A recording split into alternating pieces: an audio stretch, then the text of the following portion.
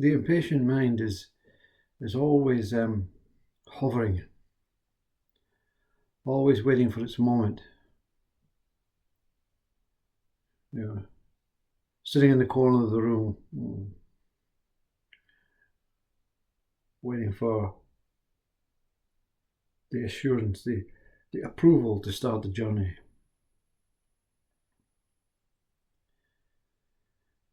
And then the impatient mind becomes a nuisance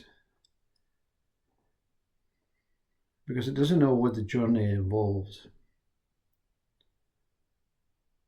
It's the ego mind, the excited mind, the mind that wants to, wants something more, something different, something new. But it's no idea, you see, the mind has no idea about life, even what's coming next. It has no idea.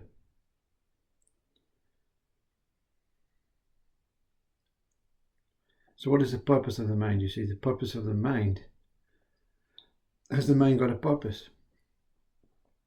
Is its purpose to take you on journeys, take itself on journeys, which means the body has to make effort.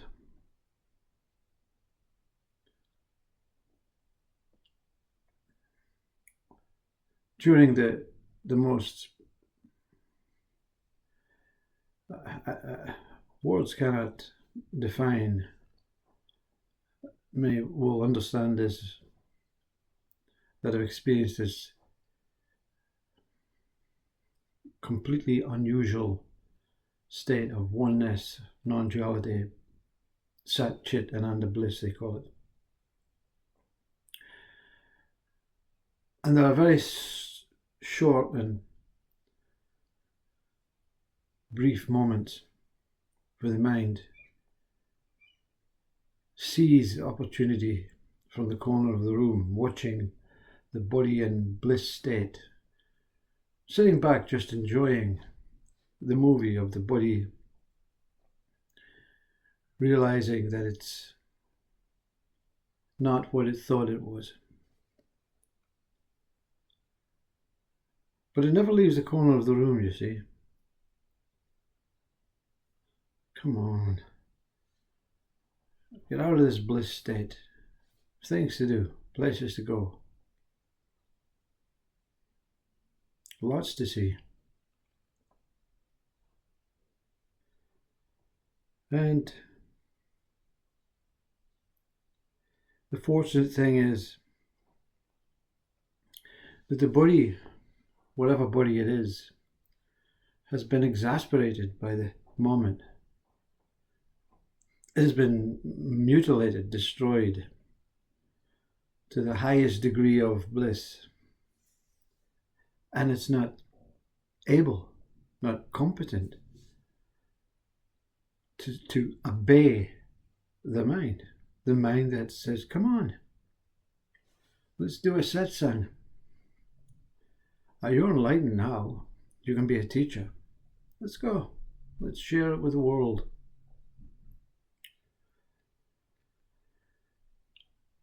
And then there's a realization of what the mind is for.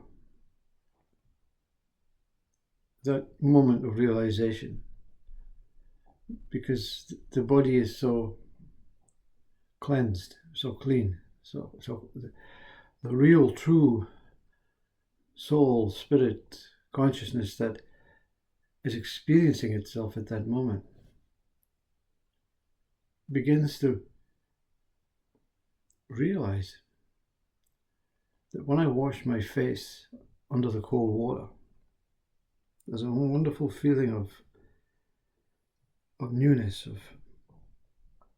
of freshness, of a great experience of this mobile object, and the sense of this, even the essence of the smell of that scented geranium soap or whatever it is you wash with, and the feeling on the skin and everything. And the mind is teaching you about your body. The mind is opening you up to experiencing simple life. And that realization is the most important, because you don't jump into the boat of teaching such things. You don't jump into the boat of spirituality, of religion, of science. You know that whatever awakened you has awakened you to your body and life in its purest sense. The reason for being here, for myself anyway. And you begin and you realize and you see and you perceive and you observe with no judgment, with no analysis, but with a body that can sense and experience and feel and be part of this whole moving experience of life. But the mind always sits in a corner.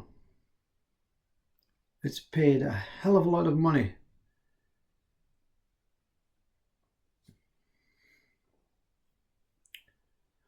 How can I get him out of this? Change his soap. Change his environment. Change his experiences of his family, and maybe get him to recognize that life is just not about the enjoyment of it, the satisfaction of it, the contentment of it. Because others have to learn, because others are not awakened. So it's always pulling and pulling and pulling, and you end up in YouTube. But hopefully the reason for YouTube for myself is just to replicate the experience to myself in the device. And sometimes when you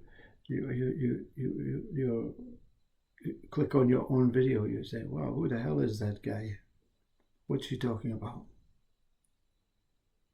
But you enjoy the experience of watching the hands, or watching Jiddu Krishnamurti, listening to his voice, or Osho, or his fingers. And the essence of life is what awakening is. That's what Jesus in spirit came inside his body to say, look, stop living this life like this. Live it as it's meant to be. Live it as true as you possibly can, as simple as you possibly can. And that's the whole Bible, the whole Bhagavad Gita, the whole Quran, the whole thing. It's just to be present, be here, and see it through with joy, with contented love and pure compassion, kindness to the world and people around you. And everything will be okay.